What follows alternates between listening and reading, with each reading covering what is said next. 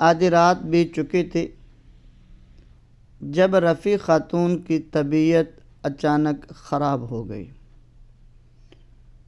ملک الصالح سے 1 سال چھوٹی اس کی ہمشیرہ شمس النساء ماں کے کمرے میں سوئی ہوئی تھی۔ اٹھ بیٹھی۔ وہ ماں کی حالت بتانے کے لیے مردانہ حصہ میں بھائی کے کمرے کی طرف لپکی۔ جب وہ کمرے کے قریب پہنچی تو دروازے پر ایک مسلح محافظ کھڑا ہوا تھا۔ جیسے ہی شمس النساء اندر داخل ہونے کے لیے آگے بڑھی، محافظ نے اسے ٹوکا۔ اس وقت سلطان آرام کر رہے ہیں۔ حکم ہے کہ کوئی شخص ان کے سکون میں دخل انداز نہ ہو۔ مسلح محافظ گمشتگین کا کرندہ تھا اور انہیں نہیں جانتا تھا کہ وہ کس سے مخاطب ہے۔ تمہیں پتہ نہیں میں کون ہوں؟ شمس النساء نے انتہائی سخت لہجے میں کہا۔ آپ کوئی بھی ہیں، مگر مجھے سلطان معظم کا یہی حکم ہے کہ اس وقت ان کے کمرے میں کسی کو داخل نہ ہونے دو۔ مسلح محافظ نے اپنی ذمہ داری جتاتے ہوئے اونچی آواز میں کہا۔ محافظ کے تحقیر آمیز لہجے نے منی شہزادی کو برہم کر دیا۔ بچپن سے ہی باپ کی لاڈلی تھی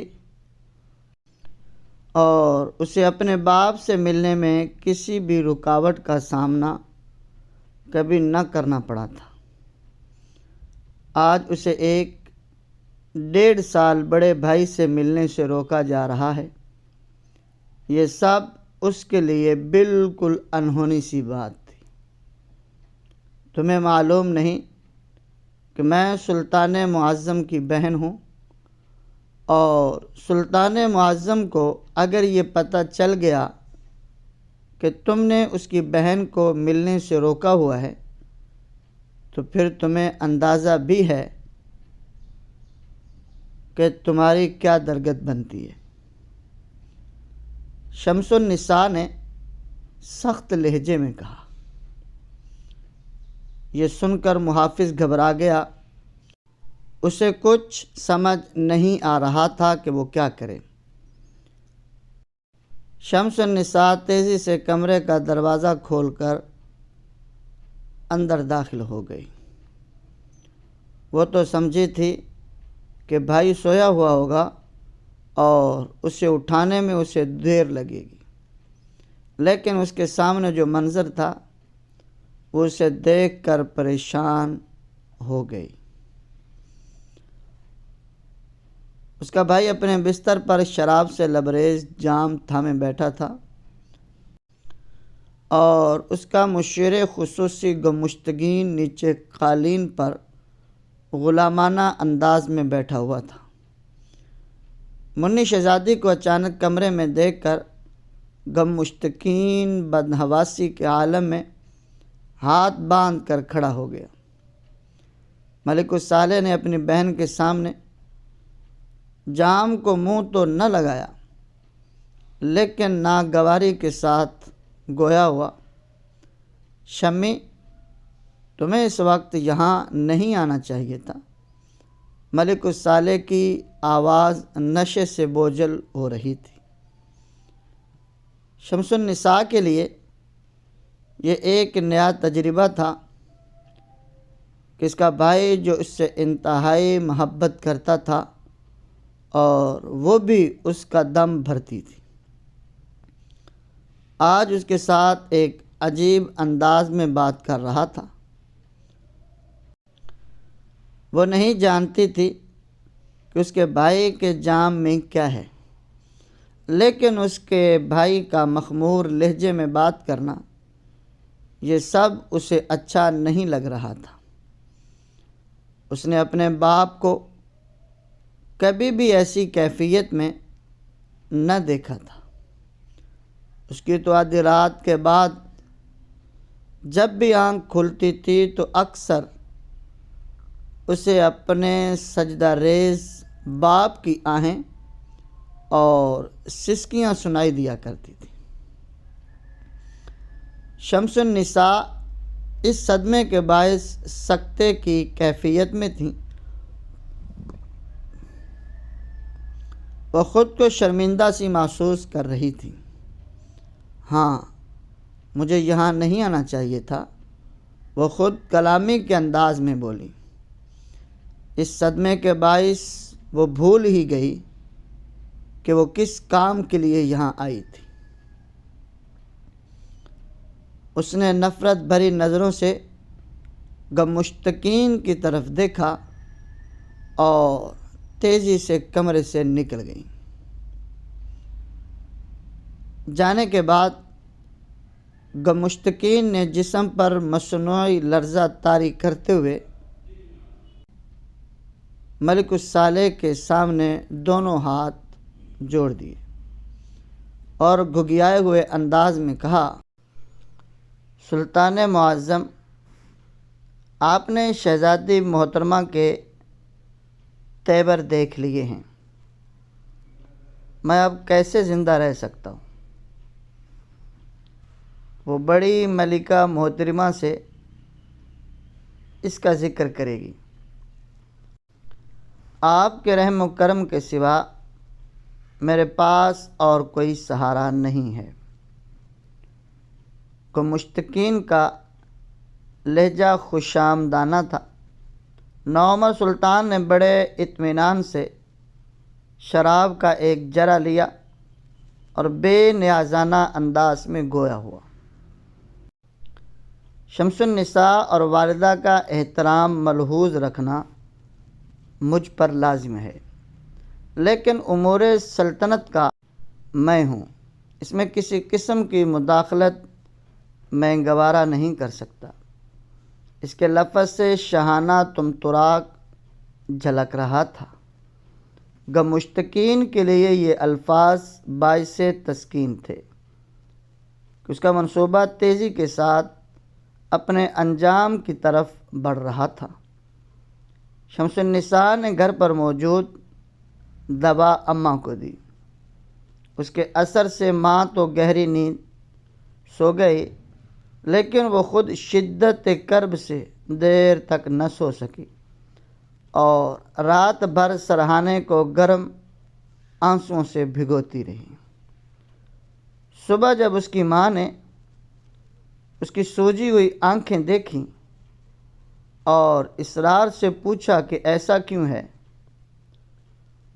تو اس نے رات کا واقعہ ماں سے بیان کر دیا۔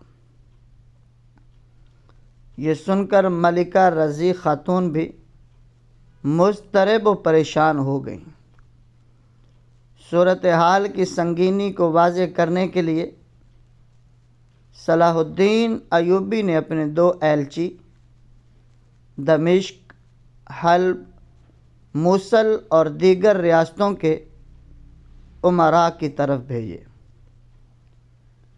اس نے انہیں صلیبی خطرے سے آگاہ کیا اور انہیں متحدہ فیصلے اور اقدام کرنے کی تلقین کی تھی۔ سب سے پہلے وہ دمشق میں سلطان الملک الصالح کے دربار میں حاضر ہوئے اور امیر مصر کا مکتوب پیش کیا۔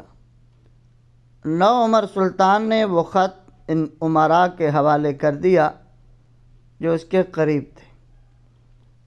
انہوں نے امیر مصر کا پیغام پڑھا۔ کچھ دیر انہوں نے آپس میں سرگوشی کی اور پھر ان میں سے ایک خلیفہ سے مخاطب ہوا، سلطان معظم، صلاح الدین ایوبی صلیبیوں کے خلاف جنگ کے بہانے تمام مسلمان ریاستوں کو ڈرا کر در حقیقت ان سب کا حکمران بننا چاہتا ہے۔ عالی جاں، آپ اسے حکم دے سکتے ہیں کہ جنگ کرنے یا نہ کرنے کا فیصلہ صرف سلطان کر سکتا ہے۔ ایک دوسرے امیر نے کم سن سلطان کو صلاح الدین ایوبی کے خلاف بھڑکانے کی کوشش کی۔ اگر صلاح الدین ایوبی حکم عدولی کرے تو آپ اسے معزول کر کے واپس بلا سکتے ہیں اور مصر کی عمارت کسی اور کو سونپی جا سکتی ہے۔ ایک اور امیر نے لقمہ دیا۔ صلاح الدین ایوبی کی فوج میں زنگی مرحوم کے بھیجے ہوئے کئی دستے ہیں اور ایک امیر نے مصرع تر دیا۔ اسے حکم بھیجا جائے کہ وہ دستے واپس دمشق بھیج دیے جائیں۔ اسے اپنی مرضی سے فوج استعمال کرنے کی اجازت نہیں دی جا سکتی۔ صلاح الدین ایوبی سے کہو وہ ہمارے حکم کا انتظار کرے۔ کم سن سلطان نے ایلچیوں کو حکم دیتے ہوئے کہا، یہ فیصلہ ہم کریں گے کہ اسلامی وحدت کیسے اور کس نے قائم کرنی ہے، اور امیر مصر کے پاس بابا مرحوم کے بھیجے ہوئے جو دستے موجود ہیں وہ واپس بھجوا دے، اور ایوبی سے کہنا کہ آئندہ سلطنت ذیشان کو اس قسم کے پیغام بھیجنے کی جرت نہ کرے۔ جاتے ہوئے ایلچیوں کو ایک اور امیر نے کہا۔ دوسری ریاستوں کے امراء نے بھی امیر مصر کے پیغام کو حقارت سے مسترد کر دیا ہے اور اس کی دعوت اتحاد کو مسلمان ریاستوں پر قبضے کی ایک چال قرار دے دیا ہے۔